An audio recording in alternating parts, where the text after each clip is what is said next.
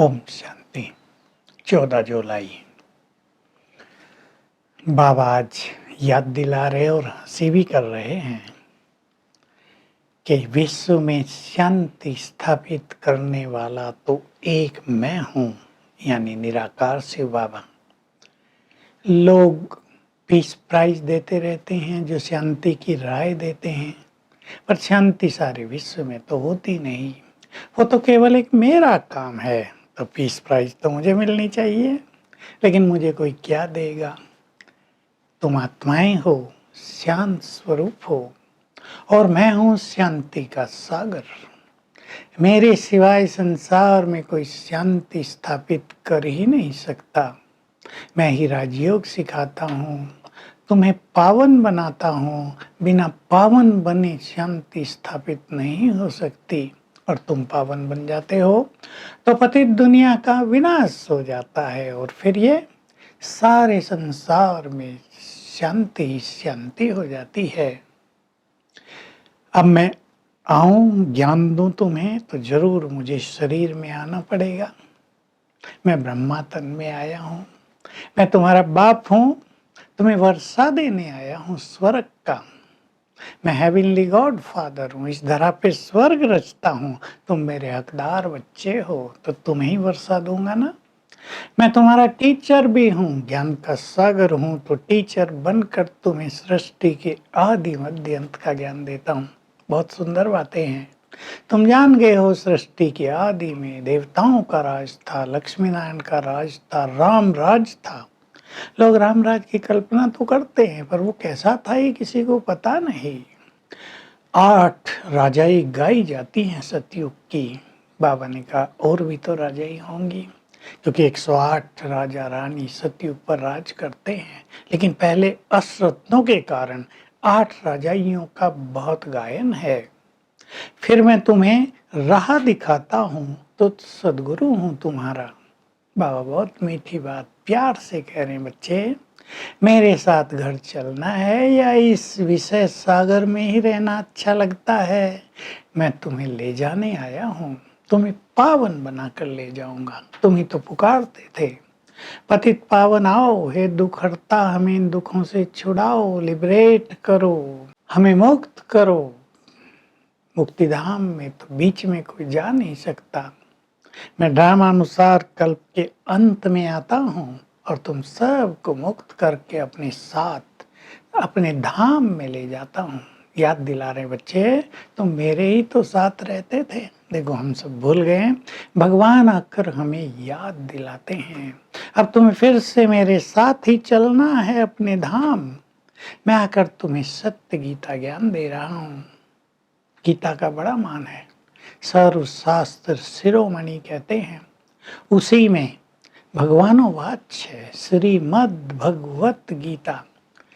श्रीमत भगवान का गीत, भगवान ने आकर श्रीमत दी।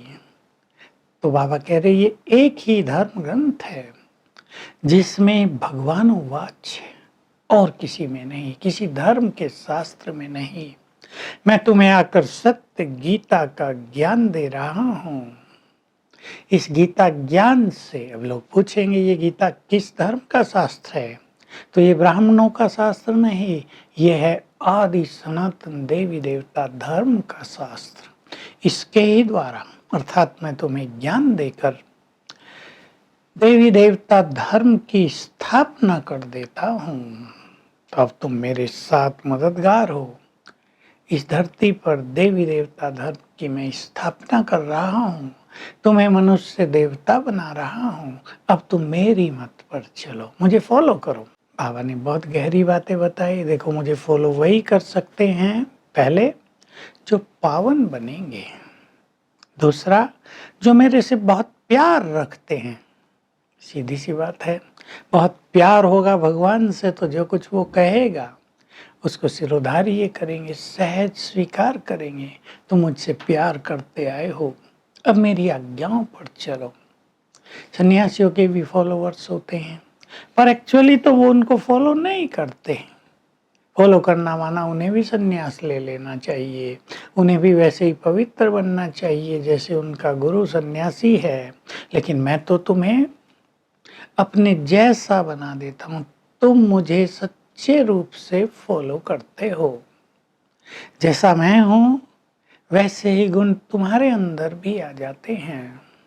तो तुम्हें देखना है अपने को, हम कितना उसको फॉलो करते हैं। उसको फॉलो करने का अर्थ है जो श्रीमत वो रोज मुरलियों में दे रहे हैं उनको जीवन में धारण करना, ये है उसको फॉलो करना। तो उसको फॉलो करते करते हम उसके समान बनते जाएंगे और तब उसके साथ हम घर चलेंगे। हमें देखना है कि क्या हमारे मन में ये संकल्प गहराई से उतर गया है कि हमें शिव बाबा के साथ अब घर चलना है, या हमें डर लग रहा है, मोह ममता डराती है, मनुष्य के पाप उसको रोकते हैं, भारी करते हैं, बंधन डालते हैं। लेकिन हमें तो पुण्य आत्मा बनकर अब बाबा के साथ चलना है। अपने से पूछेंगे, बहुत अच्छी तरह पूछेंगे, डीपली पूछेंगे, क्या सचमुच हम समझ रहे हैं? क्या सचमुच हमारे अंदर से आवाज आ रही है कि ये 5000 वर्ष का खेल पूरा हुआ है, अब बाबा लेने आया है, स्वयं भगवान को आना हुआ है हमें ले जाने के लिए। तो हम जाने को तैयार हैं। कर्मों का हिसाब किताब चुकता करके सभी बंधनों से मुक्त होकर आत्मा बनकर हम उनके साथ घर चलेंगे। दूसरी बात हमें चेक करनी है, बाबा विश्व में शांति स्थापित कर रहे हैं, हम उनके साथ ही हैं। तो क्या हम भी अपने शांत स्वरूप स्थिति में रहते हैं? क्योंकि जितने हम देह से न्यारे रहेंगे, हमसे भी चारों ओर शांति के वाइब्रेशंस फैलेंगे, अनेक मनुष्यों को शांति का अनुभव होगा, उनका चित्त भी शांत होगा। और इस तरह जब बहुत आत्माएं बाबा की मत पर चलकर शांति के सागर से शांति लेकर चारों ओर फैलाएंगी तो संसार में शांति स्थापित होती जाएगी। तो हमें देखना है हम पूरे शांत हुए हैं या छोटी मोटी बात हमें अशांत करती है। यदि हमें क्रोध आता होगा, यदि हम छोटी बात में परेशान नाराज होंगे, तो हम विश्व में शांति कैसे स्थापित करेंगे? वरदान है, याद के आधार से माया की कीचड़ से ऊपर रहने वाले चीयरफुल भाव, यानी बहुत प्रसन्न चित्त भाव। बाबा कह रहे बाबा शब्द में जादू है। समस्याएं आती हैं, कीचड़ गंदगी है कलयुग में, लेकिन अगर दिल से कहोगे मेरा बाबा, दिल से, एक तो ऐसे ही बाबा ने कह दिया तो हम भी रिपीट कर देते हैं मेरा बाबा, लेकिन अपनेपन से कहेंगे तो जो कीचड़ है, जो समस्याएं हैं, जो परेशानियां हैं, वो सब समाप्त होती जाएंगी और हम बहुत प्रसन्न रहने लगेंगे। तो हमें अपना आधार बाबा को बनाना है और सदा प्रसन्न चित्त रहना है। स्लोगन है, पवित्रता की धारणा को, अर्थात पवित्रता हमारा स्वधर्म है, इसको धारण करने वाले ही महान आत्मा है। तो आज का अभ्यास होगा, मैं आत्मा शांत स्वरूप हूँ, पीसफुल हूँ, और डीप रियलाइजेशन करेंगे और परम धाम में शांति के सागर से बाबा हैं उनको विजुअलाइज करेंगे, उनसे शांति की किरणें मुझको आ रही हैं और फिर मुझसे चारों ओर फैल रही हैं। तो आज अनुभव करेंगे इस अभ्यास से हमारे चारों ओर शांति का वातावरण बनता जा रहा है। ओम शांति।